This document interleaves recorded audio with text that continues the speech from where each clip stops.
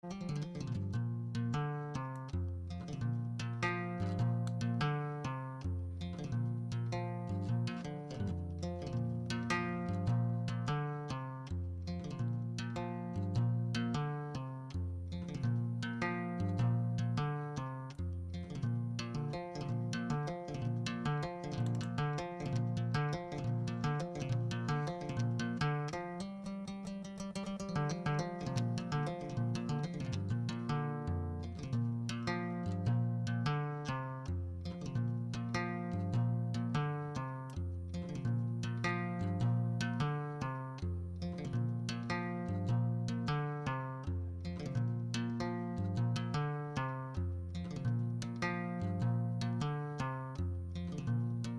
are about to begin. Please do take your seats.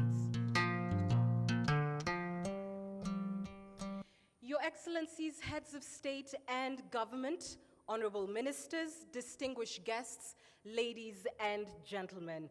Good morning. My name is Ann Kiguta. I am a Nairobi-based journalist, show host, and global moderator, and I will be your MC this morning.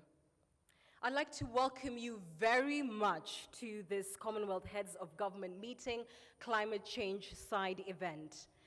Despite the major global events that have been taking place over the last 6 months, tackling climate change remains the biggest challenge that we are facing globally.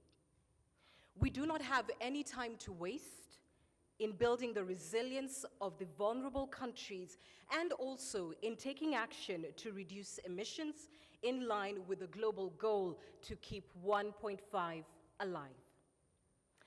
And this theme is particularly important in the context of our Commonwealth, with many small island and vulnerable nations already struggling with climate change and its impacts. Today's event will have 3 parts. In the first part, we will have a high-level call to action, and then 2 panel discussions, one on keeping the 1.5 goal alive, and the second looking at innovative access to climate finance. But to start, here now is a video that hears from the very real people who are experiencing the climate change impacts. Please take a look at your screen.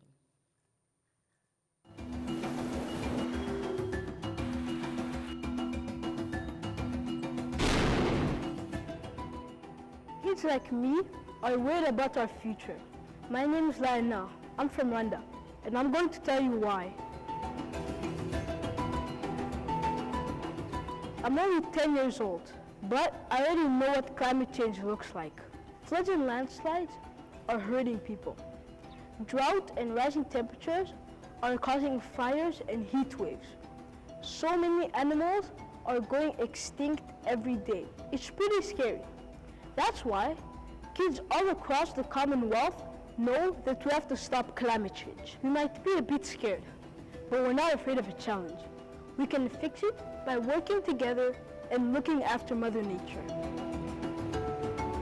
We can switch to cool electric buses and trucks and charge them with clean energy. We can switch for biomass energy for cooking and adopt clean energy as an alternative. We can protect all the amazing plants and animals that call Earth home. But we need your support. Yes, you. We need you to invest in the future, not the past. We need more forests, greener cities, healthier rivers, and more sustainable agriculture, and a circular economy. We need to keep fossil fuel in the ground and say no to polluting plastics. If you do this, you'll create green jobs for young people all across the Commonwealth. You'll clean the air we breathe and make the world a safer place. We want Commonwealth leaders to keep people safe from the impacts of climate change. We want the Commonwealth business community to reduce emissions and invest in green technology. We want women and young people to have a greater say in defining our common future. We want action today. I love my planet and I want to protect it. Will you join me?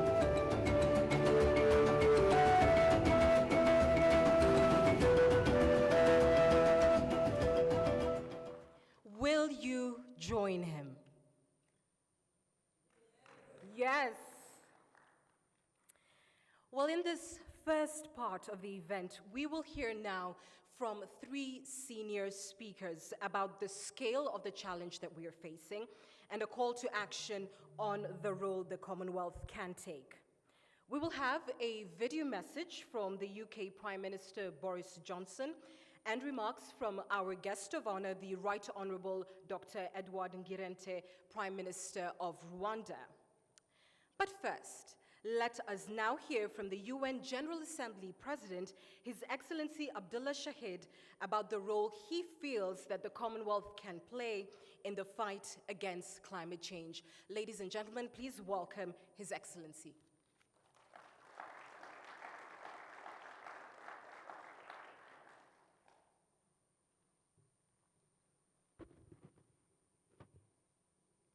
Heads of State and Government, Excellencies, ladies and gentlemen. It was an honor to be invited to this year's Commonwealth Heads of Government meeting. This is a first for a President of the General Assembly. I thank the Government of Rwanda and the Government of the United Kingdom, together with COP26 Presidency, for organizing this event. And I commend your efforts to promote reflection on the outcomes of COP26 and to make progress on climate commitments that we have made. This includes meeting our goals relevant to Glasgow Climate Pact to reduce coal usage to keep the 1.5 target alive. These efforts must be part of both our long-term endeavors to reduce carbon emissions and to generate momentum as we look towards COP27 in Sharm el-Sheikh. The CHOGM's theme this year is not just timely, it is urgent. While we continue to grapple with the impacts and rebuilding efforts of the COVID-19 pandemic, the climate crisis continues unabated. We urgently need solutions if we are to meet our targets and keep our promises, not only to each other, but to future generations as well. My dear friends, today we will discuss a range of critical issues, including the urgent need for countries to take immediate climate action. And we will discuss how we can propel and leverage our creative capacity and ongoing innovation to meet our climate targets. We must keep in mind that vulnerable countries such as LDCs, LLDCs, and the SIDS have been forced to divert many of their resources towards recovery from the pandemic. That is why we also need to discuss strategies to increase climate financing so that those countries can simultaneously continue their efforts to recover from the pandemic and to become more climate resilient. These are challenging tasks, but I remain optimistic. My presidency is one of hope. Although our world is rife with inaction, inequality, and injustice, we must remain hopeful. As I have continued to reiterate, we have the capacity to meet all our climate commitments. We have the ingenuity, we have the resources, and we have the technology. We can transition to renewable energy sources, we can reduce emissions, and we can preserve our Mother Earth and its ecosystems. All that is required is political will.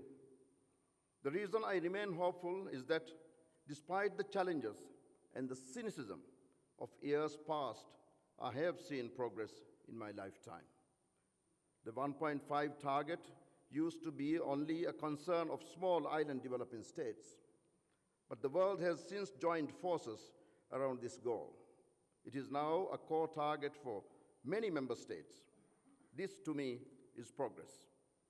COP26 in Glasgow galvanized momentum in key areas that needed collective work, upholding the 1.5 target, communicating ambitious nationally determined contributions, doubling climate finance towards adaptation and resilience, and completing the Paris rulebook. To reiterate, we must continue to build on these goals as we move towards COP27 and beyond. Alongside our commitment to keep the 1.5 alive and efforts to mitigate climate change, the international community launched the Glasgow Climate Pact work program, introducing the global goal of adaptation. I commend the progress in outlining the scope, institutional arrangements, objectives, and activities of the work program to be concluded by COP28 for the first global stocktake. Building on what we learned and committed at the COP26, and keeping in mind the reality of climate change that we have witnessed in the last year alone, I encourage member states to submit ambitious NDCs at COP28. I'm hopeful that member states will reaffirm their shared commitment to combat climate change and promote the development of sustainable innovation and solutions. And I thank you.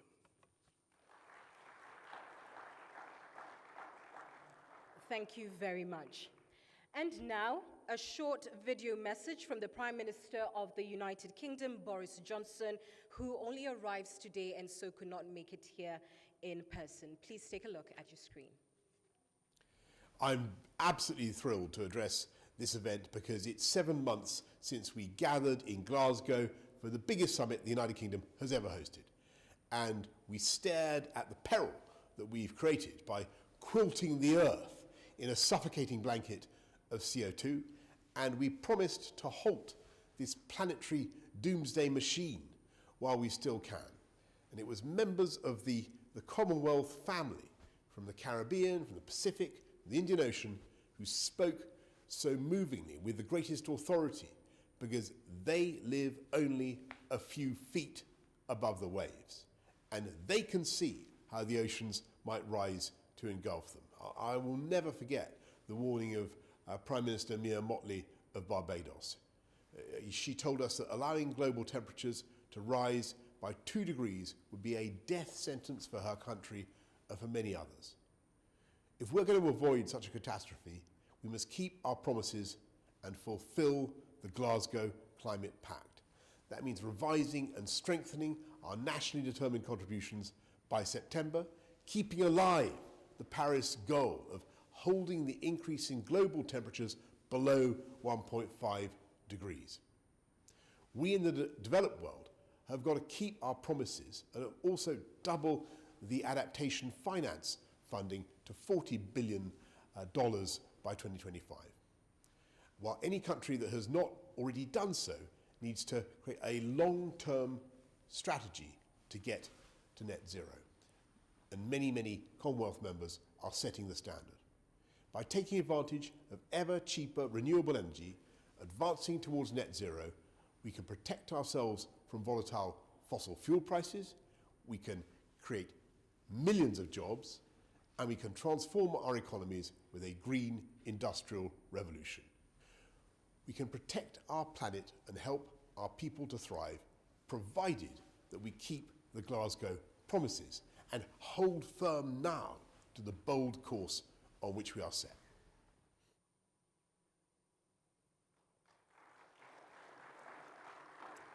Thank you, Prime Minister, for that message. Finally now, we will hear from our guest of honor, Right Honorable Dr. Edward Ngirente, the Prime Minister of Rwanda. Our guest of honor led the Rwandan delegation at COP26 last year, and we are pleased to hear today his reflections on the importance of collective climate action as we gather here in his very beautiful country.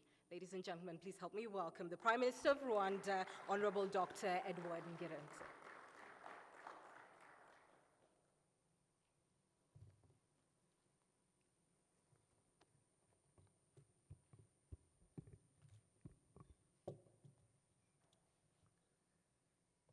Excellencies, Head of State and the Government, Honorable Ministers from Commonwealth Member States, UN General Assembly President, COP26 President, distinguished guests, a very good morning. Close to 8 months after COP26, we meet again in Kigali to discuss progress on the Glasgow Climate Pact ahead of the COP27. Rwanda is very happy to host you all and we hope you are having a wonderful stay in Kigali. I would like to start by recognizing the government of the United Kingdom and the COP26 Presidency for partnering with Rwanda in co-hosting this important event. There is a lot of Commonwealth member states can do together to achieve the goals of the Paris Agreement. Many Commonwealth members, particularly developing states, are especially vulnerable to warming world. The larger economies are major emitters and have much work ahead to reduce emissions. This puts the Commonwealth in a unique position to work together and deliver a common future that is clean, green, and climate resilient. Distinguished guests, last year, the world delivered the Glasgow Climate Pact and numerous multilateral agreements on forests and financing. But with emissions continuing to rise, it is clear that we have to do more. I have watched the video. The young man was challenging us in terms of taking action. He called on business leaders and government leaders to invest in technologies of tomorrow. And this is our task as leaders. We cannot let down a generation that is looking to us for answers. In Rwanda, the average temperature has already increased by almost 1.5 degrees Celsius. The upper limit, scientists keep reminding us of. The resulting extreme weather events, including floods and landslides, are taking hundreds of lives every year. The economic costs are rising quickly. This is why Rwanda has put the environment and climate change at the heart of our Vision 2050. We're working to be a carbon neutral by middle of the century. Achieving these goals require significant investments. Bilateral and traditional climate finance and technology sharing will continue to play an important role in this progress. However, it is clearly not enough. This is why today's focus on innovative climate finance is so pertinent. I am pleased to note that there will be a discussion on how vulnerable Commonwealth nations can benefit from mechanisms like the carbon market. The Kigali Principles on Carbon Finance can support this effort, and we are keen to advance this agreement with member states. Thank you for being with us today.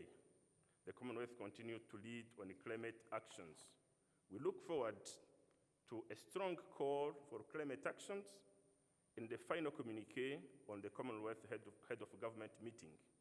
I wish you fruitful discussions, and thank you for your kind attention.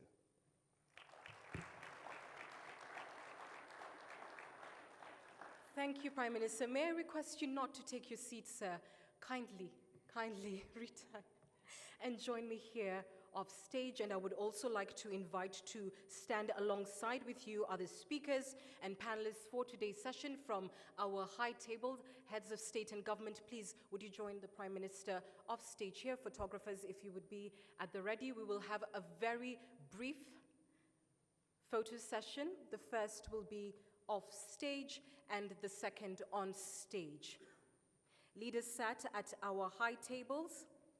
Our Excellencies, the President of Botswana, the Prime Minister of Jamaica, the Prime Minister of Canada, the Prime Minister of Antigua and Barbuda, and all our distinguished guests and panelists. May I also invite the Prime Minister of St. Lucia, if he is with us, the Prime Minister of Lesotho, the Minister of Water, Forest, the Sea and Environment for Gabon. Ladies and gentlemen, if you would indulge us for just a quick moment or two for a quick photo session.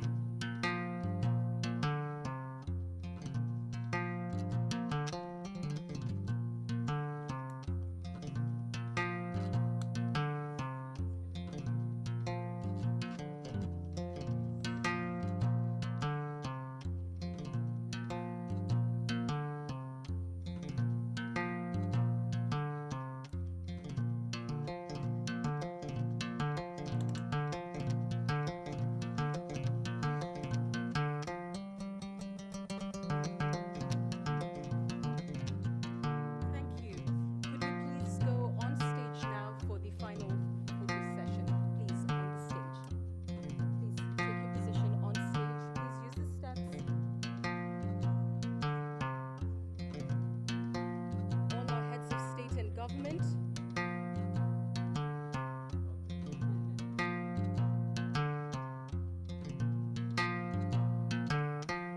Thank you very much for just one more quick photo opportunity. Please hold, photographers. We're going to have one or two more guests join us.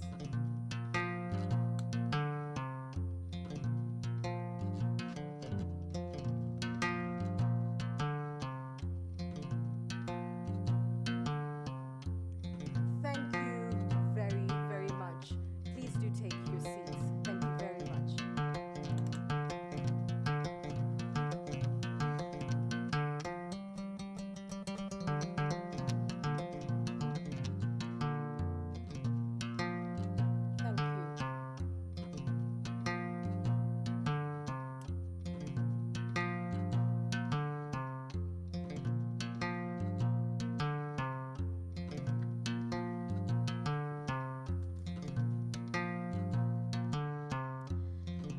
And so now it's time for our first all-important panel discussion. This panel is titled Keeping 1.5 Alive, the Glasgow Climate Pact. We'll be hearing from senior actors here who are charged with leading the fight against climate change in their countries and in the Commonwealth.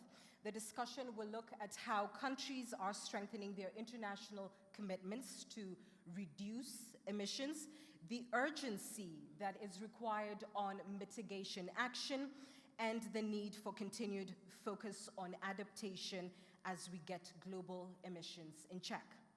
We will ask a question of each of our participants, depending on time, and I am aware we're running about 5 or so minutes late. I will request all our panelists to keep it very brief so that we can hear their thoughts and reflections. And then if we do have another minute or two, I may get an intervention from the floor. So now I'll welcome onto the stage our panelists for this very first session. And what an incredible panel we do have this morning for you. The Right Honorable Gaston Brown, Prime Minister of Antigua and Barbuda, please join me on stage. The Right Honorable Justin Trudeau, Prime Minister of Canada. His Excellency Dr. Mokgweetsi Masisi, President of Botswana. Honorable Dr. Jean-Darc Mujawamaria, Rwandan Minister of Environment. A round of applause for them. Please do take your seats.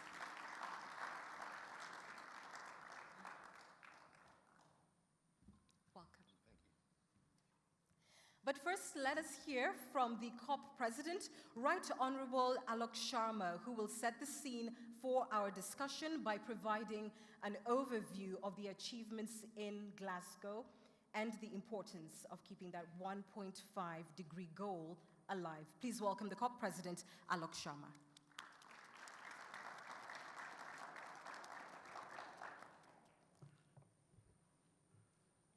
Well, ladies and gentlemen and friends, it's a pleasure to be here today alongside all of our friends from the Commonwealth, including, of course, our great host, Rwanda. You've already heard from two prime ministers this morning, both of whom spoke with great force about the climate challenges and indeed the opportunities that we have ahead of us. And I'm very pleased to be kicking off this panel to focus specifically on delivering what we committed to in Glasgow. As you've heard, it's now over 7 months since COP26, where under the UK stewardship, almost 200 countries agreed the historic Glasgow Climate Pact. And it was an agreement that was forged in the understanding that it is in all our interests to tackle climate change. We know it too well. Climate change does not recognize borders. And so this pact, which we agreed, forges a path to a clean global future. And it's based on commitments made in that pact, and indeed outside of the negotiating rooms as well, is that we were able to say with some credibility that we had kept alive the prospect of limiting global warming to 1.5 degrees above pre-industrial levels. But as we know, the world has changed markedly in the months since COP26. We meet against the backdrop of multiple global crises, much precipitated by Vladimir Putin's illegal, brutal, and unprovoked invasion of Ukraine. But even as leaders deal with the immediate challenges facing us, all the evidence, including the latest findings of the IPCC reports, make clear that the chronic threat of climate change is getting worse. It's not going away. And the pulse of 1.5 degrees remains weak. And friends, it's only going to be strengthened if countries and companies deliver on their commitments. And that has been the key focus of our presidency this year. It's been about pushing forward on implementation, implementation, implementation. Now, we've made some progress. We've seen some nationally determined contributions, new ones coming through. And of course, I very much welcome the recent announcement from our Australian friends as well. We also have 51 long-term strategies which have been submitted to the UNFCCC. Over 2 billion people are now covered by adaptation plans, and work is being done to scale up finance and to make sure that it can reach the most climate vulnerable countries as well. Now, all of this work is welcome, but the reality is that we need to pick up the pace. And that means that every country must respond to the call to revisit and strengthen their NDC. And they've got to do this, not at some vague time in the future, but this year, in 2022. And the major emitters must lead from the front, particularly those countries with little or no increase in ambition since Paris. Countries must also submit long-term strategies aligned with net zero, and this needs to be done before the UNFCCC synthesis report deadline of September the 23rd. I'm particularly proud to serve as co-chair of the NDC partnership alongside Minister Samuda of Jamaica. And as you know, this allows countries to request the support they need to develop and implement their NDCs and long-term strategies. And so I'm really pleased to announce that the UK is doubling its funding to the NDC partnership to £10 million. And I would encourage countries to use that resource. We also need developed countries to deliver on finance and support developing nations' ambitions, and that means further progress on delivering the $100 billion that has already been promised, including through an update to the $100 billion climate finance report, which we published ahead of COP26 last year. And that progress update needs to address the commitment to double adaptation finance to $40 billion by 2025. And I'm very grateful to the Canadian and the German governments for agreeing to prepare that update report. More widely, I urge all climate finance providers, including the multilateral development banks, to set out clear and ambitious adaptation finance targets by COP27. And indeed, for all climate finance providers to align with the principles and recommendations agreed as part of the Task Force on Access to Climate Finance, particularly on the Task Force's 5 pioneer country trials, which are ongoing in Bangladesh, in Fiji, in Jamaica, in Rwanda, and Uganda. We also need to respond to the calls for reform from developing countries and the small island development states to ensure that the most climate vulnerable countries receive the climate finance that they need, and faster, and in alignment with their own plans and priorities. And so I'm very pleased that the next panel after this one is going to focus on that critical issue. We also need to see progress on just energy transition partnerships, on the global goal on adaptation and the Santiago network, and also in critical sectors and on clean technologies. Friends, the Commonwealth should play an important role in driving this climate finance work, because the Commonwealth comprises major emitters and also some of the most climate vulnerable countries in the world. So it is clearly in our collective interest to work together to take action and tackle the challenges we face together. Our collective voice can be a powerful force. And frankly, we have no other choice. As Prime Minister Johnson said in the video earlier, it's those members of the Commonwealth family from the Caribbean, the Pacific, and the Indian Ocean that speak with particular authority on this issue. Because for them, this is now becoming a matter of survival, of life or death. So it is time to honor the promises that we made in Glasgow and turn commitments into action. And it's time to show the world the confidence that COP26 inspired in the multilateral system was not misplaced.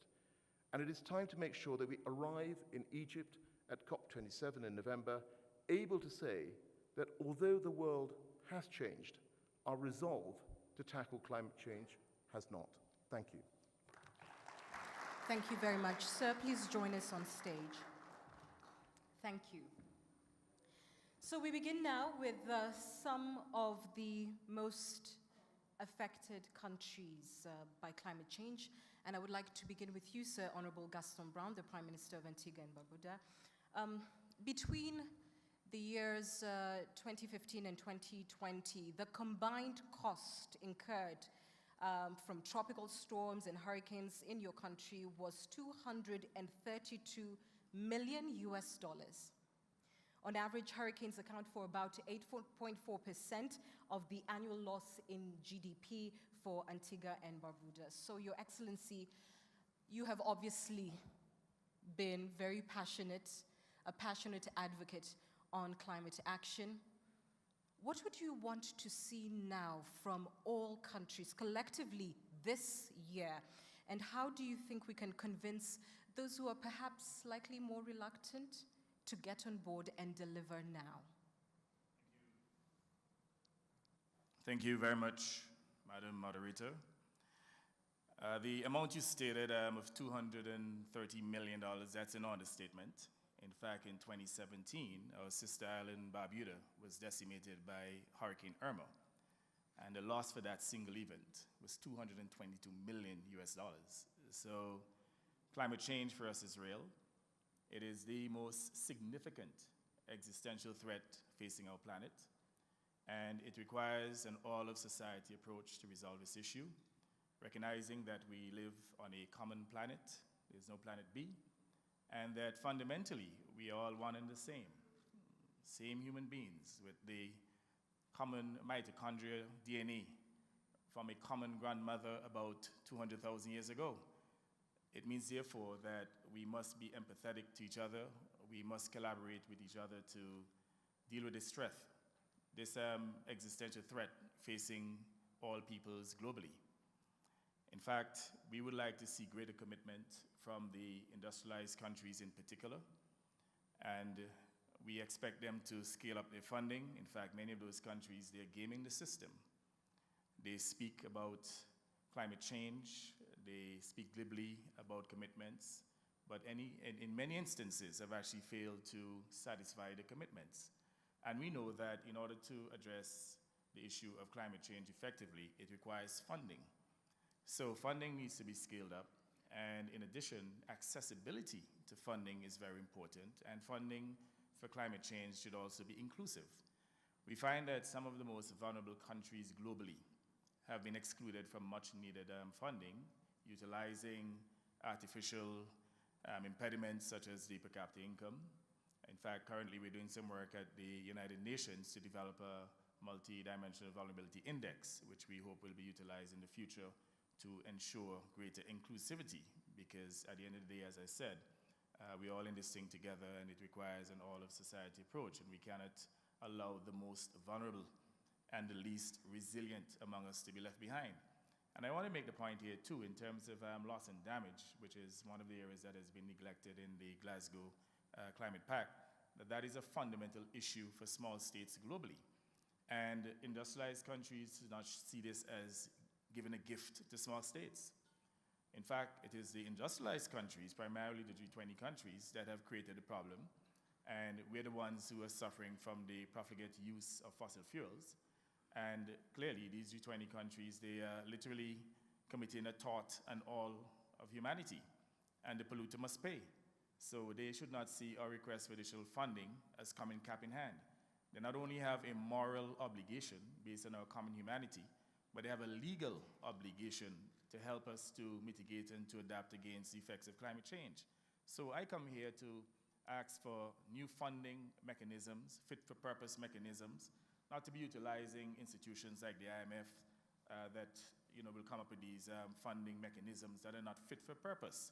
Most recent is the RST, in which in order to access the funds, you have to be part of an official IMF program, and that is just totally unhelpful because of the stigma associated with IMF programs.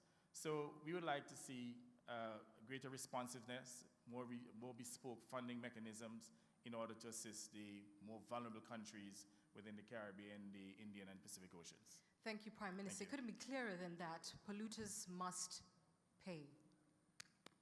Thank you. You don't want to applaud that? Thank you. Let me move now to you, the Prime Minister of Canada, Right Honorable Justin Trudeau. Canada is setting an example. Through Canada's 2021 revised NDC, Canada is committed to a 2030 target of 40 to 45% below 2005 levels. Would you share with us Canada's priority climate change actions, perhaps, in supporting the reduction of emissions to keep the 1.5 goal alive? Thank you very much, Anne. And what a pleasure it is to be here with so many friends talking about this existential crisis that we all face as a planet. There is no question that we are all being impacted by climate change. As we have and will continue to engage with small island developing states, and particularly vulnerable ones, there is no country in the world not affected by climate change. Canada, as you know, northern country, you might seem global warming as not as much of a problem for Canada. On the contrary, we're warming faster than just about anyone else in the world. And our Arctic is warming 3 times or 4 times faster than that. It's causing heat waves and droughts and terrible floods that are devastating communities across our country and echoing around the world. Canada is a country that for many years over the past decades hesitated a little bit on leading in the fight against climate change. We have the 3rd largest proven oil reserves in the world. So there's lots of reasons for us to say, oh no, let's just stick with fossil fuels a little longer. And certainly it's a significant part of our economy. But about 7 years ago, Canada made a very clear decision that we were going to move forward, that we were going to bring in mechanisms and show leadership, not just at home but around the world, that meant it was time. It was time to tackle climate change with everything we have. And that's what we've been doing, whether it's through showing up at Paris with some ambitious targets, or whether it's at Glasgow moving towards even stronger targets and a commitment to net zero by 2050. We've also stepped up on international financing. We've doubled our commitments up to $5.3 billion in financing for development. But at the same time, as Alok mentioned, we're working closely with Germany to make sure that we reach that $100 billion a year funding level for climate financing around the world. Because this is a challenge that comes at the same time as so many other challenges, whether it's war that's destabilizing fuel prices and food crises caused by Russia's illegal and illegitimate attacks on Ukraine, whether it's the challenges of disrupted supply chains and continuing consequences of a global pandemic. As our friend Mia Motley loved to quote Bob Marley, there is so much trouble in the world right now. And this is a moment for all of us to be pulling together. One of the things Canada is pushing on very, very hard is a way not just of having governments lead and citizens take action, but making sure that the private sector takes action as well. Yes, we know there are many strong initiatives around financing and investments in new infrastructure and resilient infrastructure that we're working on in terms of bringing in the private sector. But one of the clearest things you can do to send strong signals to the private sector is put a price on pollution. Make sure that they know that if they don't upgrade their factories, change their ways of doing things, include the externalities of pollution in their business models, we don't get there. We don't keep 1.5 alive. So with a strong and increasing price signal that you can send to investors to know that yes, they have to justify the upgrade in equipment, the new filters, the new technologies to invest in, we're not going to reach there. We're not going to harness the power of innovation and entrepreneurship that needs to drive this. That's why Canada moved forward with a broad-based price on pollution that it is among the strongest in the world. And we did it, and those of you who are worried as democracies, can we really bring in a price on pollution at a time where people are worried about price at the pump? Not only did we bring it in, but we then won 2 elections on it. And the way we did, the way we did it was very straightforward. We made sure that the average family is better off because we return them directly money from the carbon pricing so that they're better off on average. Now, the wealthy families with large indoor swimming pools, no, they're not better off, but average families are. And that power of telling people, okay, if you're getting $600 back, and you make changes to better insulate your windows or buy a more efficient car, you'll keep more of that money. And that's a good thing, and that's a signal. But the big thing is the indication on private sector and on businesses that they need to keep innovating if they're going to stay competitive. But it only really works if the world starts to move towards carbon pricing, because right now, Canadian companies are at a competitive disadvantage, and it will get increasingly so. So we need to move towards a world where 60% of global emissions are covered under strong prices on pollution. We just had Chile join a few months ago with that leadership. I know a number of people are putting prices on pollution. We need to step up that ambition, because that's how we harness that private sector dollars, the private sector innovation that is going to make sure that we keep 1.5 alive. Lots more to say, but I'm glad to pass it back to you, Anne. Thank you very much, Prime Minister. Thank you. Let me come to you now, Your Excellency, the President of Botswana. President Masisi, sir, in November this year, Africa is going to host COP27 in Egypt, and we are very proud that we will be doing so. What is Botswana's contribution, would you say, to keeping the 1.5 degrees goal alive? And if you would also let us know the steps that your country is taking to tackle the climate emergency and respond to the Glasgow Climate Pact.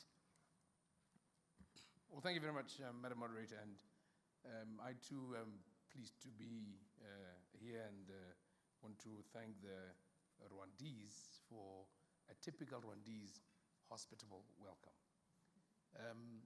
Heads of government, distinguished leaders, it's my pleasure to indicate to you that Botswana completely submits to what we agreed to in Glasgow.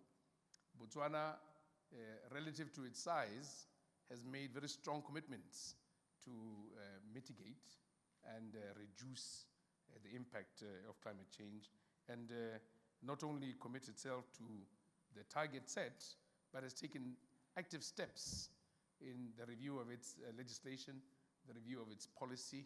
We have developed a new climate policy to advance and reward those who take steps, both in government and industry, parastatal households, to reduce emissions. Of particular interest is that we have developed a new integrated resource plan.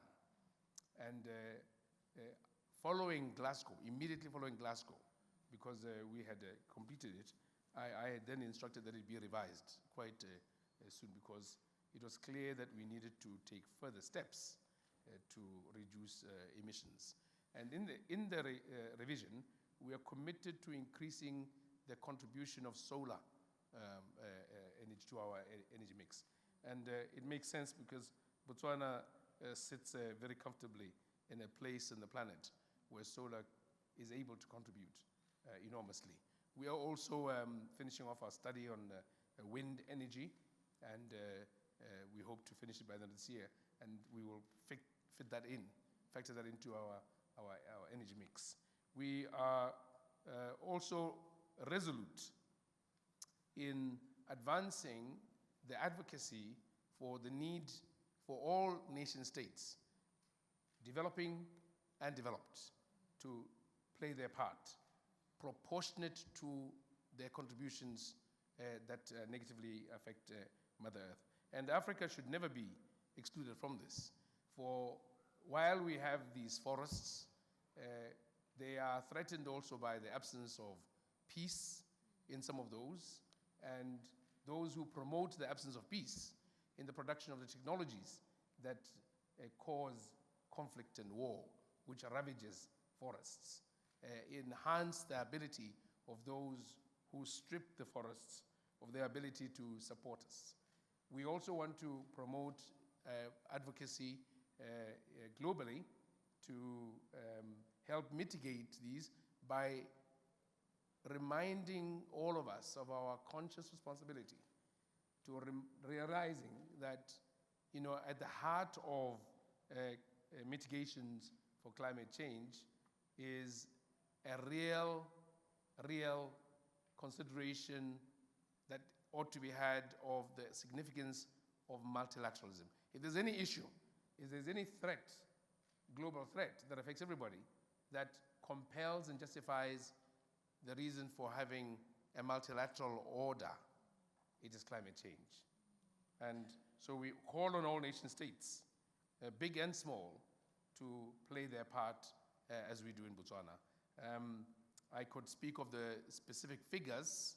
It may not interest you much because Botswana is relatively small, but in its smallness, we have contributed more relative to those who need to contribute more. And so we will not stop at this, and we're glad to be a part of the global family. Small but mighty, I would say. Thank you. Thank you very much.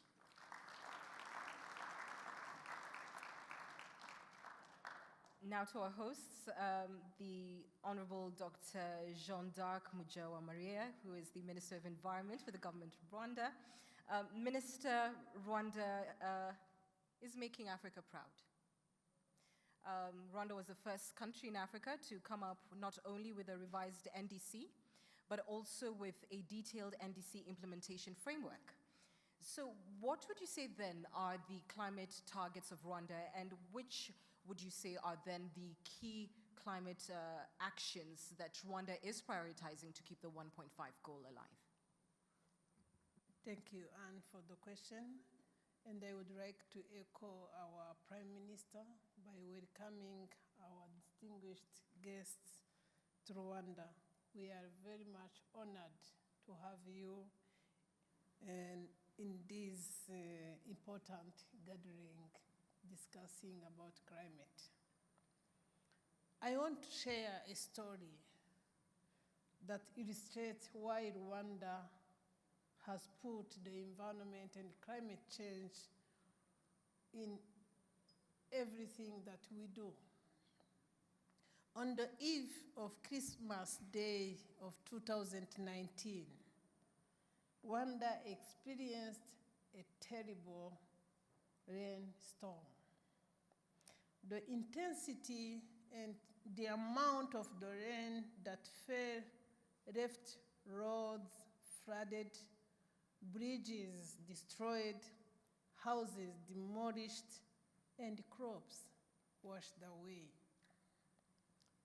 And just 2 weeks earlier, the government had made the difficult decision to relocate people living in the wetlands, especially here in the capital city, Kigali.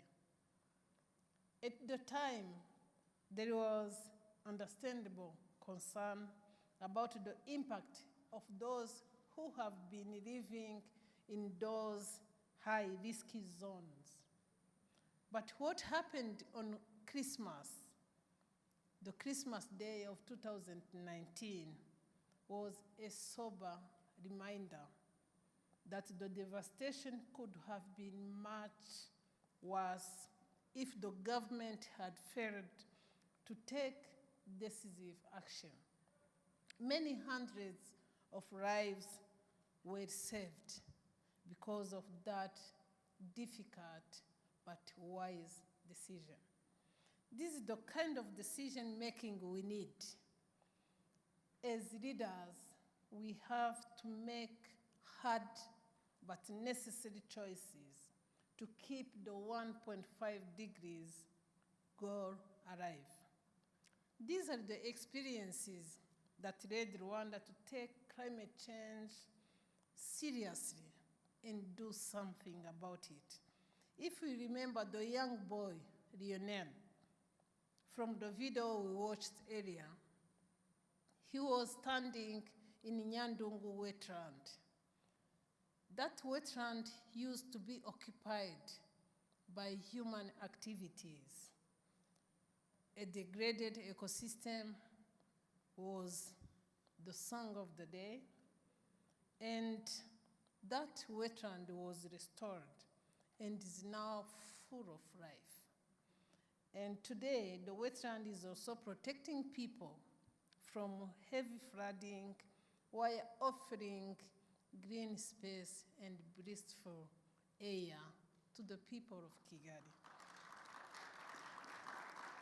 So these decisions would not have been possible without strong political will, strong nation leadership, as well as clear policy goals. Rwanda's ambitions, NDC, commit the country to reduce emission by 38%, by 38% by 2030 compared to business as usual. Indeed, through the overarching Vision 2050, we envision Rwanda to be a carbon neutral country by the middle of the century. So those are the goals we have set for ourselves. But how are we going to get there? Here are a few examples. We are investing heavily in conservation, climate smart and resource efficient agriculture. We are decarbonizing our energy system by phasing out the use of fossil fuel and investing in renewable. We are improving waste management to reduce emissions, turning waste into energy, and investing in the circular economy with a state-of-the-art e-waste recycling facility so that in Rwanda, no waste should be wasted. Biodiversity is also critical. That is why Rwanda has covered 30% of its land by forest, and we are not done yet. We still continue to reforest our country. Rwanda is also positioning itself as a green finance and green growth hub. Our NDC requires $11 billion by 2030. And so we need to be creative about how to raise that money. That is why we established the Rwanda Green Fund, which has already mobilized more than $250 million and has created around 200,000 green jobs. We have also established the Kigali International Financial Center, which will attract sustainable finance to the country. We know that the best investment we can make is in nature. During the COVID-19 pandemic, the only projects that did not stop operating were nature restoration initiatives. So at the core of our effort is commitment to the well-being of everyone who calls Rwanda home. So we want our children, like Lionel we have seen, to grow up in a clean, green, sustainable environment and safe environment. They deserve nothing less. I thank you. Thank you. I appreciate the context that you gave, Minister. Tough choices now, but it's for the benefit of the people, and it saves lives. Thank you so much for your views. I know we are perhaps just a minute or two out of time, but would you allow me, Honorable Sharma, to just get some reaction from you. You've heard what member states are doing. You would forgive me to be very proud. You've heard of what African states are doing and their contribution. If you'd respond, please, sir. Well, thank you very much for that. Look, I think what we've heard is inspirational action that is going on in Africa, and I salute the work that is going on here in Rwanda, in Botswana, indeed across Africa as well. And we have to remember, friends, that Africa is responsible for less than 3% of global emissions, less than 3%. And yet, it's full of countries that are at the front line of climate change. And that's why I'm pleased that actually we have COP27 happening in Africa, and it will be an opportunity to put the issues that are particularly important on adaptation at the forefront. I also just want to respond to what Prime Minister Brown said about finance. He's right. We need to make sure that we have the mechanisms that is actually getting support to all countries which are facing the devastation from climate change. I was in Barbuda last year, and I stood on that island and I looked around, and you're right, sir, it is still, parts of it, devastated. And what the local communities told me there is that unless the biggest emitters take action, what they're fearful of are these climate events getting more frequent and more ferocious. And finally, I just want to respond to Prime Minister Trudeau's point on carbon pricing. He's absolutely right. I mean, this issue of carbon leakage is something that every country needs to consider. Many are considering it. And what we really need for this to work effectively is a global solution. And I just want to add with this point that the Prime Minister raised on, or the President raised on the multilateral system. Look, we know the multilateral system is very strained right now, but if there is one issue on which we should absolutely continue to try and work together as a global community, it is climate action. It is an existential threat, and that's why we need to make sure that our response is a joined-up global response. Thank you. Madam Moderator, before you wrap up, if I could intervene quickly, I want to commend Prime Minister Trudeau and his government for the carbon pricing in which they are taxing these polluting companies. And I think that the G20 in particular should follow the lead of Canada. I'm also of the view that during this period of crisis, that fossil fuel companies should not be benefiting from extraordinary profits, and that the G20 countries should come together and introduce a windfall tax on these companies, the proceeds of which could be utilized to fund climate change. Thank you. Much. Thank you. I want to associate myself with what my colleague, the Prime Minister of Antigua, said, and just to let you know the impact of hurricanes on our island. You can get up one morning and find the complete island, half of the island, completely gone in 7 or 8 hours. And that is the reality that I don't think larger countries understand what it means to be living in 268 square miles, 170 square miles, and get up one morning and there is nothing there. But these are only the large events about. There are a number of small events that cause just amount of hardship and damage to the people of the country. When there's excessive rain, there are floods, there are landslides. So climate change is real, and anything we can do to subvert it would be welcome, particularly in our small islands. Thank you very much. Thank you. Perhaps we could get a microphone to Minister Lee White, the Minister of Water, Forest, Sea and Environment from Gabon.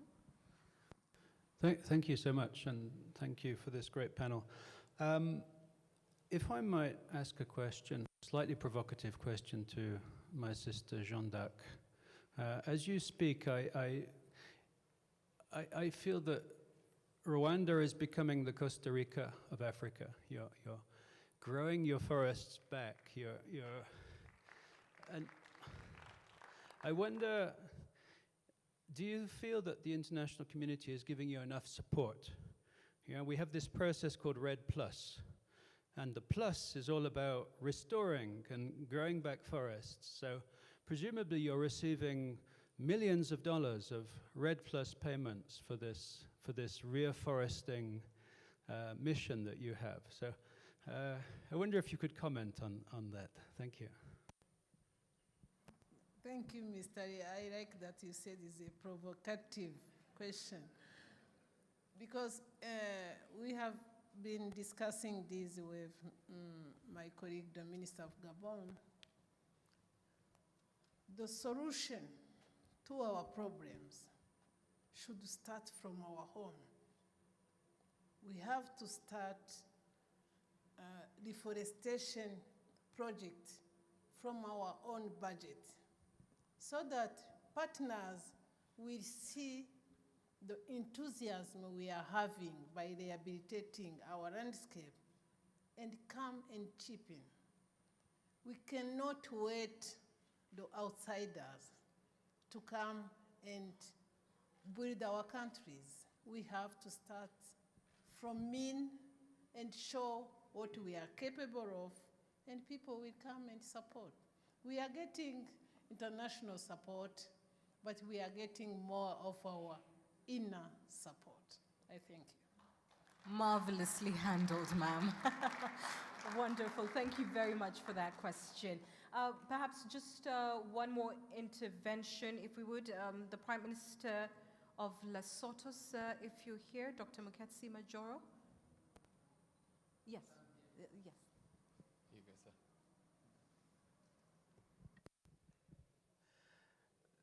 Well, thank you very much. This issue is difficult in so many ways. We are targeting or keeping 1.5 alive, and the message is that even with that, we are already struggling. It took more than 100 years to just go up 1 degree with many unpredictable occurrences in our countries. And if we don't change course, we are likely to end up at 2.5, 2.7 degrees, and nobody can predict. I think going forward to just another 0.5, we are likely to see an exponential growth in unpredictable climate events. So even as we struggle just to keep 1.5 degrees alive, it's not very encouraging that we may even achieve that. But I suspect that the additional 0.5 degrees is going to present the globe with much more complications than we are today estimating. Indeed, we are now looking at wars across the globe, and we think that the reconfiguration of energy supplies in Europe means that we are going to derail a little bit in our attempts. Just on the small point of having to adapt, our small country, Lesotho, produces nearly nothing in greenhouse gases, but we are on the forefront of suffering. It's either extreme droughts. When you jump from droughts, it's rain. We all like rain. But in the last 2 years, Lesotho has experienced 50-year floods, 100-year floods. How do we cope? Yes, we have small windows of resources here and there, but they pale to nothing in terms of what we have to deal with. We have to cope now with our inability to grow enough food for our people, either it's droughts, or when it rains too much. So I'm encouraged by this gathering. The challenges we are facing are immense, and it's going to have to take us talking over and over and over on this particular thing. And in fact, I think, why don't we just turn the Commonwealth, the UN, the AU, the EU, everybody just talks about climate change from morning to evening. I thank you. I think I agree with you. Thank you. Please, a round of applause to all our wonderful panelists. Thank you very much, Your Excellencies, Heads of State. Thank you very much. Please, you may take your seats. Thank you.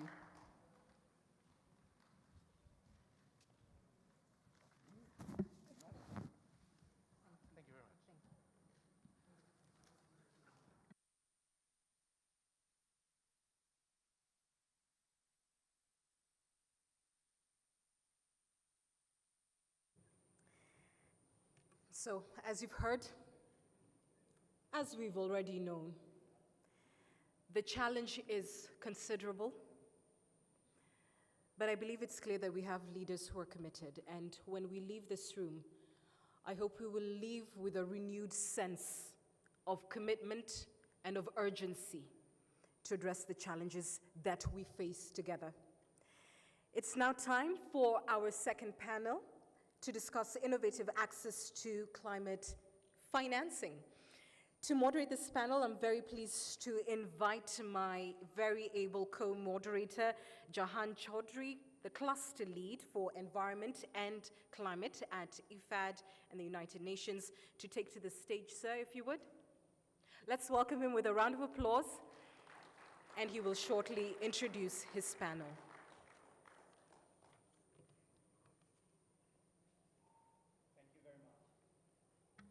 Thank you very much. Great to be here. I am from Bangladesh. I live in the US, and my work takes me to all over the world. But my heart is always in Rwanda because of three reasons. Everything that I know about environment and climate, I learned from Rwanda. I had changed my mindset from focusing on exclusively double-digit growth at any cost to making sure that climate is mainstreamed across the planning, budgeting, and public investment procedure of government. And third, this is where I met my wife. So personally, it's an important place for me. And it's always great to be back to my home.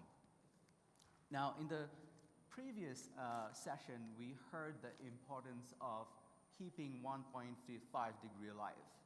Now, we can keep 1.5 degree alive through a ventilator, but that's not what we want. We want 1.5 that is healthy, something that we can experience, we can see it, and we can feel it. And one of the key instruments to make sure that we have a healthy 1.5 is climate finance. And that is going to be the focus of our discussion in this session. We have an incredible panel. I would first like to invite on stage the Most Honorable Andrew Michael Holness, the Prime Minister of Jamaica, Your Excellency.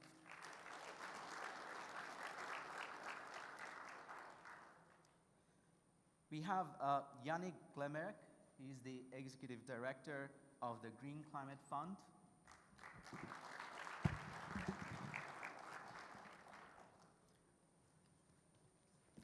We have Juliet Kabera, the Director General of Rwanda Environment and Management Authority.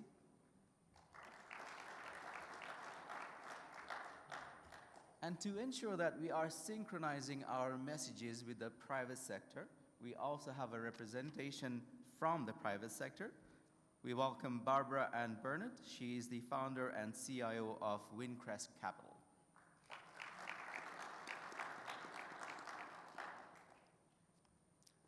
Now, about climate finance. My first question goes to our Most Honorable Andrew Michael Holness, the Prime Minister of Jamaica. We have heard from our COP26 President today a very refreshing message that NDC partnership will be receiving an additional £10 million. and you are also the co-chair of NDC Partnership. And under your leadership, you have just recently published the NDC Partnership Finance Strategy. Prime Minister, tell us a bit more about what this strategy is going to be doing to unlock climate finance. How is this working in Jamaica? And how do you think initiatives such as NDC Partnership, working together with other organizations like GCF, can accelerate climate finance, not only just the quantity, but also the quality? Thank you very much. Thank you very much. Excellent, excellent question. And I want to join you in acknowledging the new contributions from our friends in the United Kingdom. I think that's good leadership and a good example. The issue of climate is such an existential one. And all the speakers before have highlighted the real practical issues that all countries are facing, large countries, small countries, developed countries, developing countries. And I think we're all sold on that. But the challenge is to move from the aspiration to do good to actually get it done. The practical things, and that's where the ambition hits a snag, hits a roadblock. I'm very happy to be co-chairing the NDC Partnership Initiative because it takes on a very practical approach to the solution. You may divide the problem into two parts. One would be the commitment to provide the financing itself. Many of us in this room would have heard the commitments being made over and over again to reach $100 billion. Sometimes we're not quite sure when is the timeline. It's been revised so many times. And there can be a sense of frustration, particularly from developed countries that have the wherewithal and the resources to do it, but have not done it, as was pointed out by my friend, Prime Minister Gaston Brown.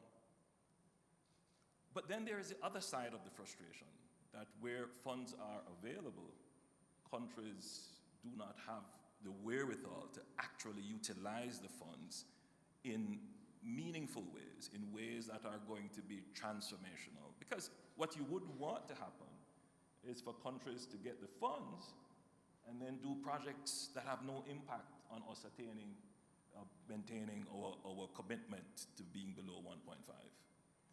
So there has to be a very strategic, almost granular and customized approach to solving the problem.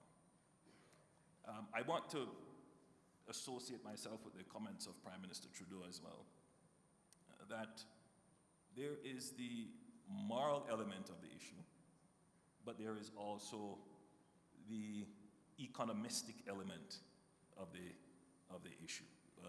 And we're not going to escape economics in the solution. And therefore, a price to the problem is important. And what I like about the thrust of the NDC partnership is that it is not just focusing on the public financing element, which is usually very limited in its scope, but it is also seeking to mobilize the private sector. And it is very important in the conversation about how we treat with climate change that we seek to match our moral values with our market values. How do we get the markets to make economic decisions that are aligned with our moral ambitions? And that is not always very easy, but it can work when there is a very cohesive strategy that you can place on the table for investors to look at and say, here is the return. And so in Jamaica's case, we're minuscule in the contribution to the problem.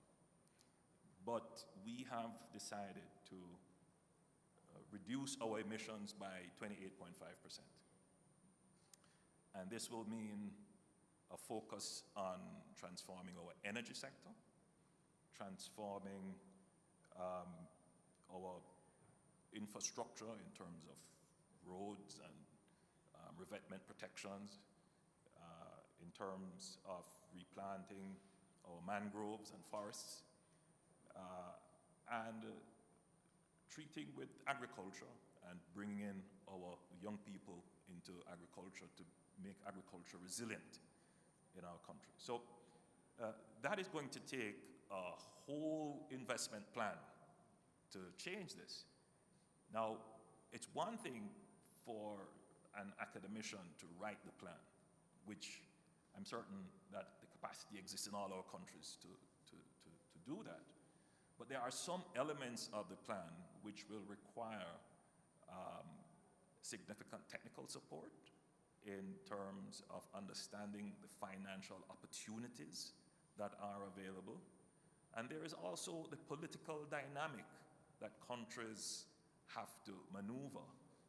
How do you get a utility company, for example, to agree to change their massive investments that are already sunk in fossil fuel generation, to migrate to renewables?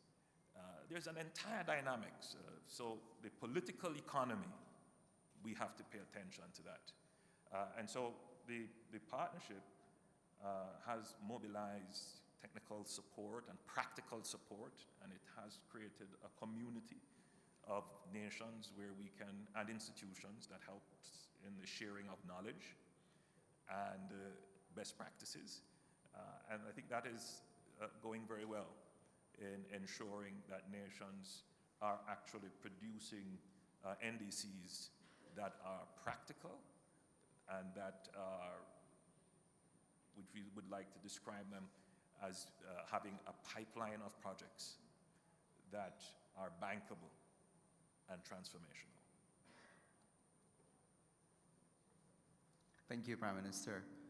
So what you are trying to do in your capacity as the co-chair together with the UK is essentially synchronize the dancing between the public sector and the private sector, the connection between the moral value and the market value, and of course, connecting the project originators with the project financiers with a very clear business case. Now, talking about business case, I want to dive into the adaptation part of the climate change discussion. As we have heard in the first panel, adaptation plans are not just adaptation plans, these are survival plans for many of the vulnerable countries. So Yannick, if you could tell us a bit more about how GCF is positioning itself to accelerate the access to financing to the vulnerable countries. So that's the first part of my question. And the second part, how are you incentivizing the private sector from pledges to actual execution? Thank you very much, Jan, for these very interesting questions. The United Nations Environment Programme estimates that the adaptation financing need will be between 150 billion to $300 billion by 2030.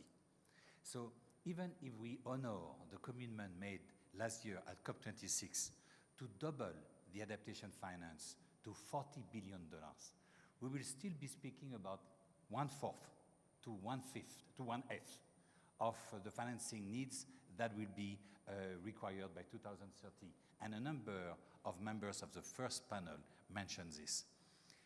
Is the private sector to be the solution? Right now, most unlikely. The private sector did account for less than 2% of the total financing for adaptation in 2017-2018, and ended up accounting for less than 2% of the adaptation financing for 2019 and 2020. So it's clear that if we want to address the financing gap for adaptation, we need the public sector and the private sector to come up with new forms of cooperation. the GCF mandate, the Green Climate Fund mandate, is to foster a paradigm shift toward low-emission, climate-resilient development in developing countries. We are mandated to allocate 50% of our resources to mitigation, 50% to adaptation. And right now, we allocate about 2/3 of this 50% for adaptation to the most vulnerable states, African states, SEEDs, and LDCs.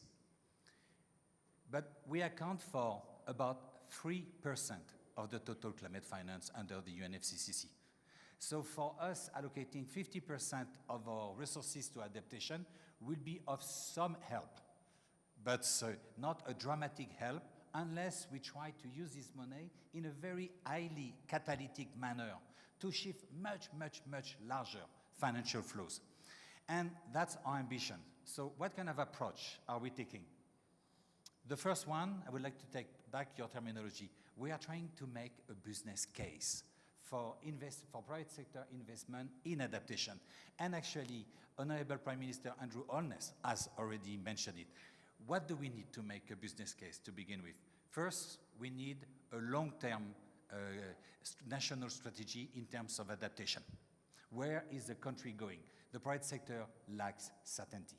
They love certainty. The second thing is that we need to translate this strategy into a series of bankable projects. It would take a full seminar to discuss the terminology bankable projects, so let's not go there. But the first thing that we need to do is that we need to translate this long-term strategy into bankable projects.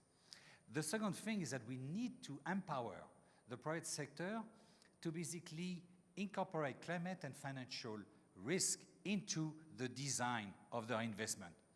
And right now, it's often very difficult for them to do that because they do not have the climate information to do that. And that's the reason why GCF has invested about $500 million in early warning and climate information system, so that not only we save life, we save assets in case of extreme weather events, but we enable every single private sector operator to incorporate climate risk, climate physical and transition risk into their investment decision-making, into their new asset design. And because I'm with Honorable Prime Minister Andrew Holness, I will take one example from Jamaica. We are working with Jamaica on a new methodology to incorporate climate risk into the design of infrastructure. So basically, we are working about repricing assets. Second thing, in addition to the business case, the second thing is that we need to foster innovation in terms of adaptation. Adaptation is extremely context-based. One adaptation solution in one country will actually lead to maladaptation in another country. So it's extremely important to enable every single climate entrepreneurs in every single country to come with locally suitable adaptation solution. And for example, we found that by using traditional technologies in Egypt, we could build living shoreline to protect the Nile Delta for a fraction of the cost of traditional sea dikes. And living shoreline is beautiful because you do not have to bet on the level of sea level rise because it's living. You can keep creating it. So we need to invest in innovation. We need to finance adaptation innovators. And GCF has developed several early growth financing mechanisms for that. And for example, in Eastern Europe, in Eastern Africa, we are financing the Acumen Agricultural Resilience Fund that provide equity finance, debt finance to SMEs that develop locally appropriate climate adaptation solution. Third thing is that once we have a new option, a new solution, how do we bring it to scale? Why in OECD, repricing asset will be enough. In most developing countries, not only you have to reprice asset, but you have also to de-risk asset to make sure that you reduce the risk for the first investors that come with a new solution. And for that, there are plenty of different solutions, such as, for example, you can use first loss equity, you can use a first loss guarantee, you can use insurances. One example, we have financed $500 million, $600 million private equity fund for coral reef, for countries to invest in sustainable fisheries, sustainable mariculture, sustainable forest scalp production. And when we started telling investors, let's try to invest in coral reef protection, because it's between 500 million to 1 billion people whose livelihood depend on it. Institutional investors were basically looking at us saying, what, investing in coral reef?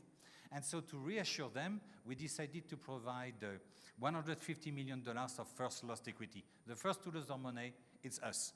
Now, if this project is successful, we get back our money. But much, much more important, we will have demonstrated that investing in coral reef protection is a valid investment for institutional investors, but also for you and I. When we go to see our banker, we can ask for 5% of our saving to go to coral reef protection. We will have created a new asset class, and there you shift money at the level of billions and billions of dollars.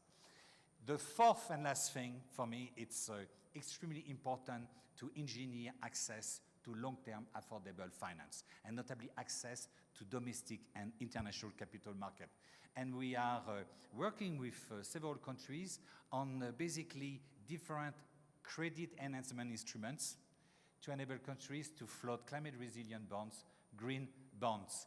And here again, because I'm with Prime Minister Holness, we have worked with Jamaica on the establishment of the first regional exchange for green bonds for the Caribbean. This is extraordinarily important because at the end of the day, when you speak about trillions, you speak about capital markets. And I believe the green bond, sustainability-linked bond, and all other type of social bond were about $1 trillion last year. So gigantic amount of money. Africa accounted for 0.077% of this issuance, and this is something we have to change, and we have to change it now.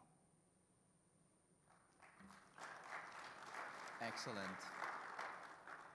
So we need business case that has to be locally grounded. We are talking about homegrown solutions.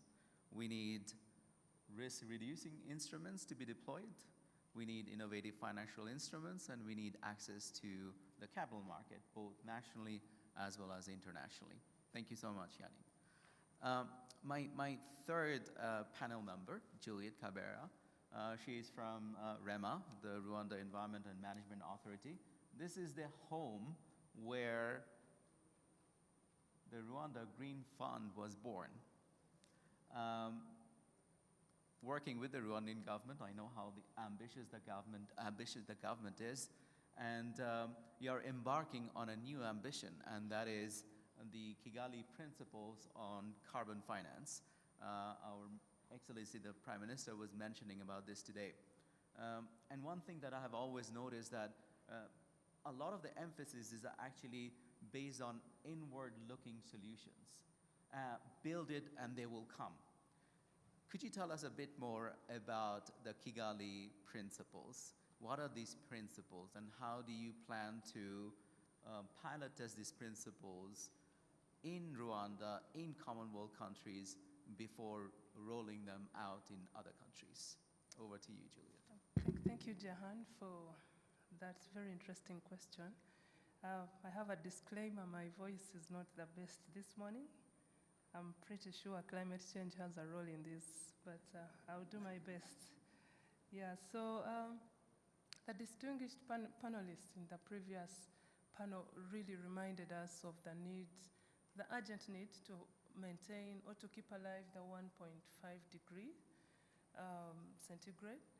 And this to us means that we need to step up our mitigation, ambitions, actions, and that further means that we need to have more access to the resources that we need to actually implement those ambitions. I think it's more than just having the aspirational goals, plans, as you rightly put it. We want to see real tangible projects, actions that will contribute to the reduction of the carbon dioxide in the atmosphere.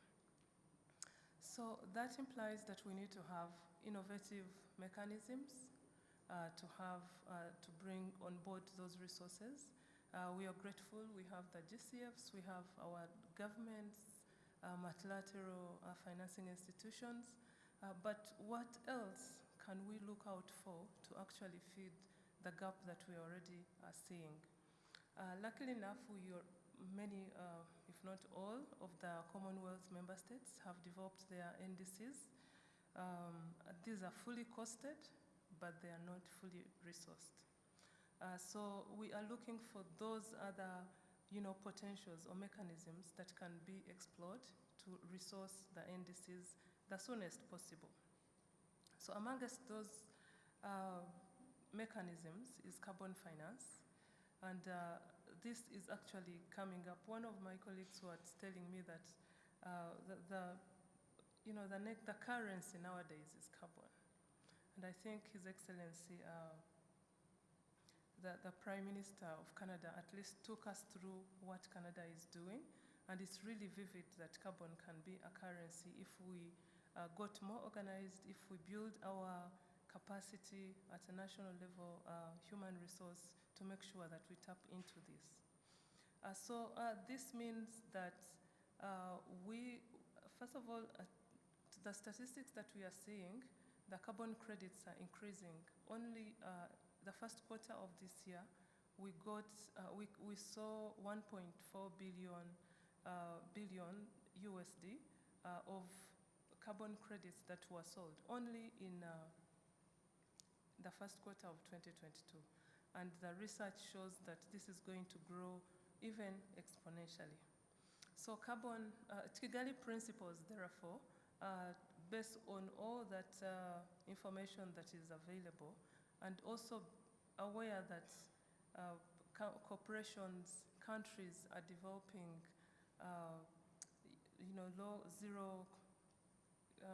zero carbon targets for the year 2050. And so this opens us up to even more potentials from even the private sector, if not especially, mainly from the private sector. So aware that we don't have the necessary technical expertise in putting this together, aware that we don't have even an agreed upon methodology, at least in the Commonwealth member states, Rwanda is suggesting that we could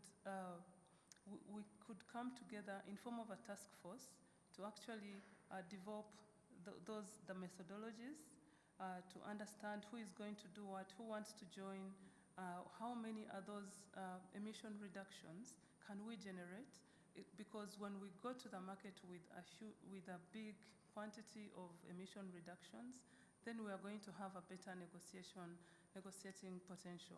So how do we bring together all the emission reductions, not only from Rwanda or from the next Commonwealth member state, but us together as a group of countries?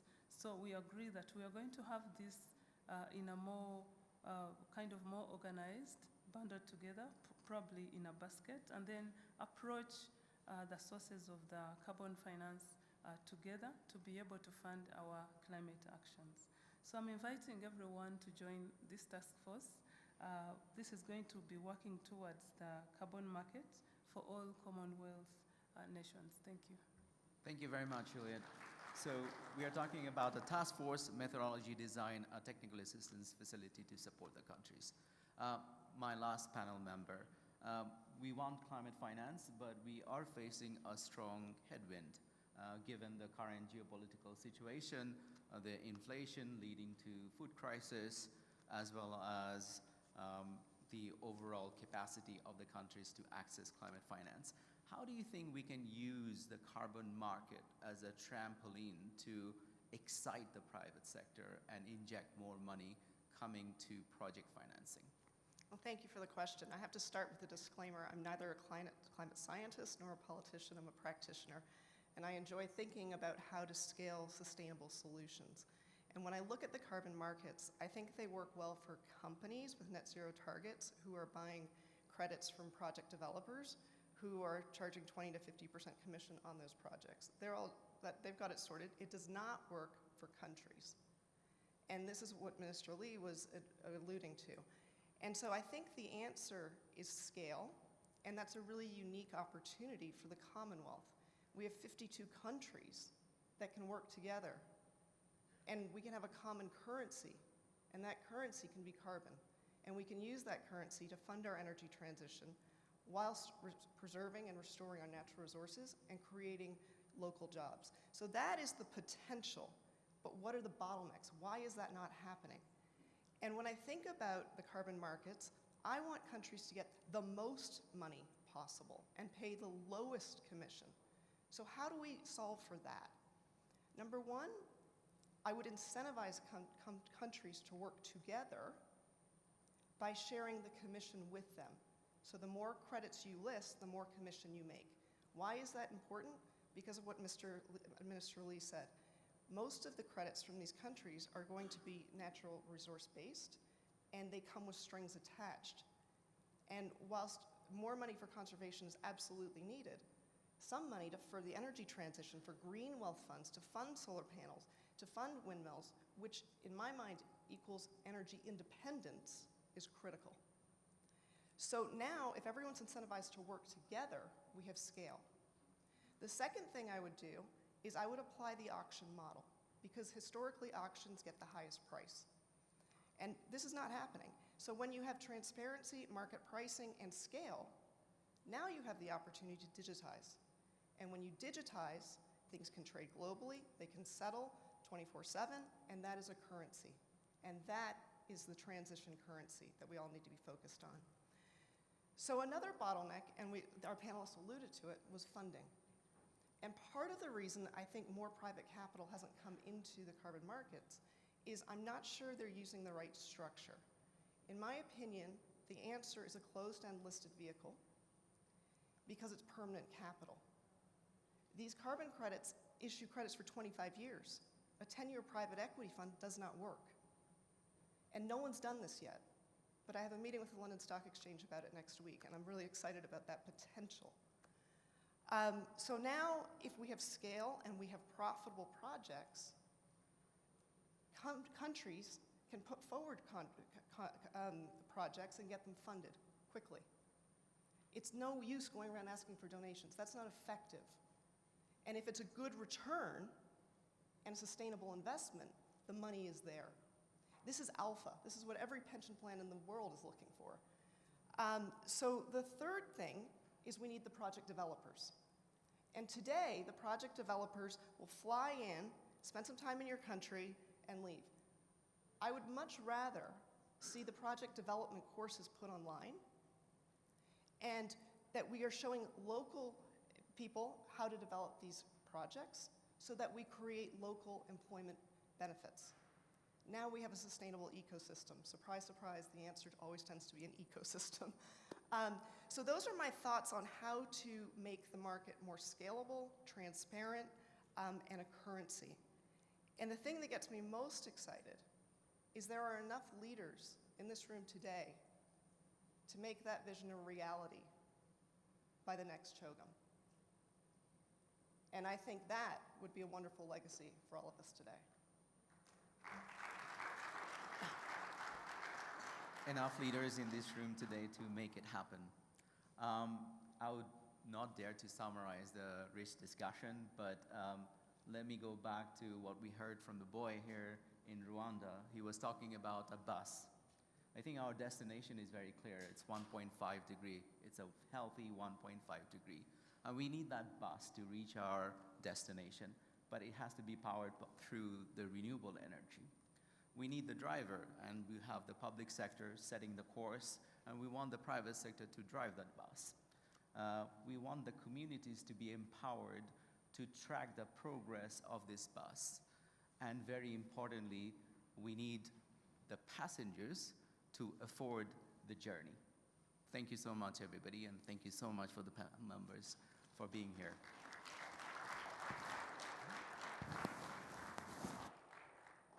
Thank you very much to our second panel, Your Excellency and distinguished guests.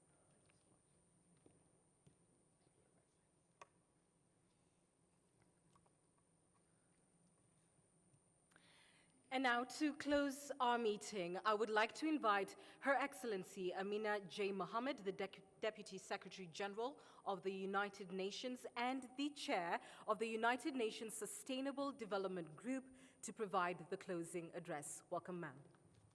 A round of applause. Thank you.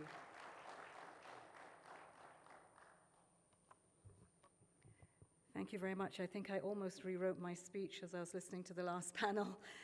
But Excellencies, ladies and gentlemen, many colleagues and friends in the room, it's great to be here and to have the opportunity of giving some closing reflections. We're at the midpoint between COP26 and COP27. The Glasgow Climate Pact, the main outcome of COP26, laid bare huge gaps on mitigation, on finance, and on adaptation. But it also gave us the actions and the impetus that was needed to close these gaps through just transitions at a scale, and as we heard, with a sense of urgency. Sadly, today, we're seeing, even with the best efforts, and there are many efforts around, almost 6 months after Glasgow, we're still off track.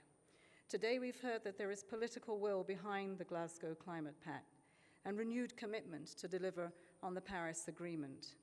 But the intent is still not translating into the actions that we need. We heard $130 trillion in dollars in commitments in Glasgow, and that was music to many ears. It's still yet to translate. I often joke about it, but it's a serious joke. Just $1 trillion would do. Just to give us a sense that this is real, that we're not making speeches, that we're actually putting concrete behind it and the flows that are needed to go to governments. Last year's global emissions were at the highest level ever. The nationally determined contributions submitted last year would result in an increase in global emissions of 14% by 2030. And science tells us for us to be on a credible pathway to keep alive that 1.5 degree in Celsius, global emissions would need to decline by 45% below 2010 levels, and that by 2030. So the battle to keep the 1.5 degree goal of the Paris Agreement alive and prevent the worst impacts of climate will still be won or lost in this decade. And with each passing day of inaction, the pulse of 1.5 just gets weaker and weaker. At Glasgow, all countries agreed to revise and strengthen their NDCs. G20 nations account for 80% of global emissions. Their leadership is needed more than ever to bend the global emissions curve towards 1.5. And I'm really pleased to see my colleague and my friend, Right Honourable Alok Sharma here, whose leadership gave us ambition and the impetus at COP26, but it also gave us hope for COP27. On finance, a $100 billion commitment made over a decade ago remains unmet, and the trillions needed to ensure a low-carbon, climate-resilient future yet to be mobilized. Developing countries to continue to face extraordinary barriers in accessing finance they need, particularly to protect themselves from the worst impacts of climate change, which are happening now. Of course, this is all happening against a devastating backdrop. According to IPCC, at 1.1 degrees of warming, people living in Central and South America, most of Africa, small island developing states in South Asia are 15 times more likely to die from a climate impact. 10 days ago, I was in Central Asia and saw physically what was happening to the glaciers there. Lands of opportunity being turned into lands of less than that for many millions of people. The recent climate discussions in Bonn didn't reflect the reality of this emergency. And so, in the 6 months to Sharm el-Sheikh, the window to demonstrate that countries are taking serious steps as agreed in Glasgow, not yet closed. So what can we do? We still have hope to make that work. It does mean countries bringing forward new and enhanced NDCs, underpinned by concrete policies, especially from those that have not yet done so, and those major emitters that are not yet on a 1.5 degree pathway.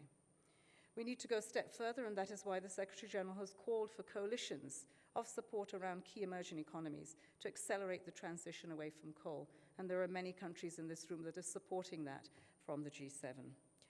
It means donors providing clarity on when and how the $100 billion promise will be met. And let's be clear, this is not money that is going to actually deliver on climate action needed for 1.5 degrees, but it is the handshake from those who have profited from coal, who have profited from industrializing their nations, to those who have yet to develop. It's the handshake, and we can't even get that done. And if we don't get that done, then the trust deficit that we need in rooms like this to continue the negotiation begins to be challenged. We've heard today that we will be providing a road for mapping of the doubling of adaptation finance. But I think from the panelists, risk-reducing instruments that we've spoken to that we need. I would say green bonds, and we produced the first national one in my country, Nigeria, they need to be on steroids. We cannot keep talking about the levels that we see now, and when we talk about the increases, they may be huge increases, but they're still so far from the needs in closing that gap. New asset classes, so really thinking about that. If that can release the billions that we're talking about, then let's get on with it. But we also need to understand better and to develop the carbon credit markets. That we've heard today, it is possible, so we need to be doing that. It also means that our multilateral development banks playing part in mobilizing the trillions that are needed for private finance. We hear about it, but can we get this into countries? Can we actually mobilize the resources? And we did hear that we need concrete solutions from reforming rules around eligibility and the burdens and the criteria that many countries face. Let me say that, with the best of my lived experience and exposure, as a Minister of Environment, you needed a PhD to get through some of these processes. This is just not on. It's almost as though setting you up for failure. You can see the resources, but you can't touch them because the pathway to those resources, the capacity that you need to pay for in order to get to those resources is huge. And so we do need to see local solutions. The Kigali principles are really important. But what our last speaker said, we need to find the local capacity. There is educated population. There is a group of young people who can provide those pipelines of projects. They can develop them. We don't need to import that from the outside. What we need is a partnership and the resources to make those real. It also means that we need concrete steps on two words that I think I have not yet understood why they are so heavy when they come to an audience that we speak in Bonn, for instance. Concrete steps to address loss and damage. What is the problem with these two words? It's a reality for many people. It has to be addressed. At what point in time will we actually move away from not really wanting to see that on the agenda? This came up in COP, and it is going to COP27, and I applaud the leadership again of Alok Sharma of really making it possible that we can continue to talk about this. We have to keep focused on protecting the most vulnerable. Every president, every leader sees what it is that they have are challenged by in their countries today. Triple crises, climate, the war in Ukraine, COVID, and we're still recovering. And we know there will be another pandemic around the corner somewhere.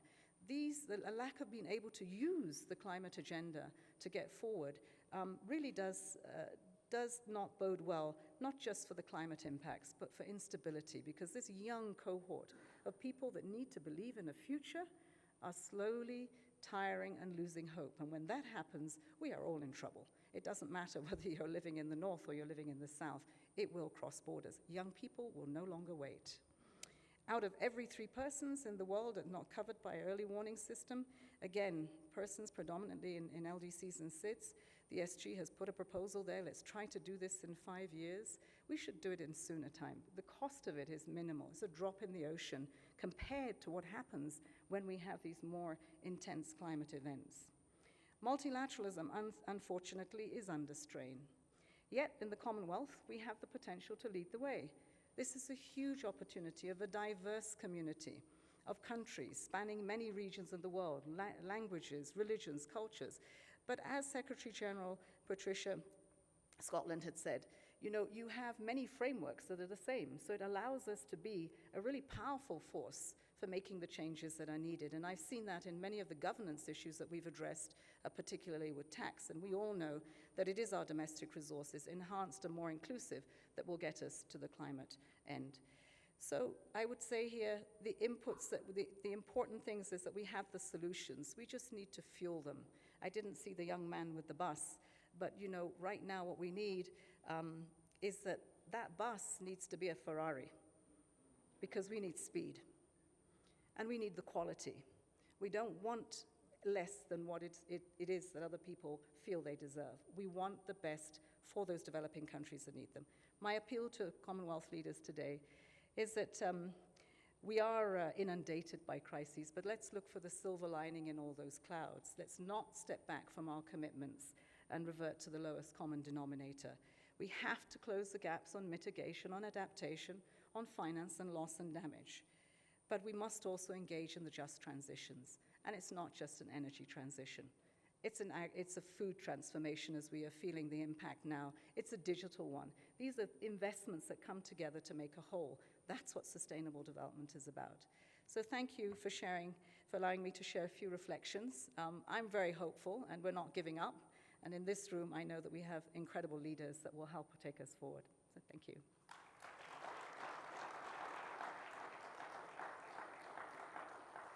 Thank you very much, ma'am. And that, heads of state and government, distinguished guests, ladies and gentlemen, brings us to the conclusion of this event. I want to thank each and every one of you very much for being here, and a special thank you to both our panels. Let me make this one request of you, that we would mostly remain in our seats in order to allow our heads of state and government and our high-level speakers to leave the room. And a final request to you is that you would get out your phones and follow the QR code that will be provided on your screen very shortly. There you go. And learn more about the Kigali principles. My name is Anne Kiguta. It's been a pleasure to be your host this morning. Please do have a wonderful day in beautiful Kigali.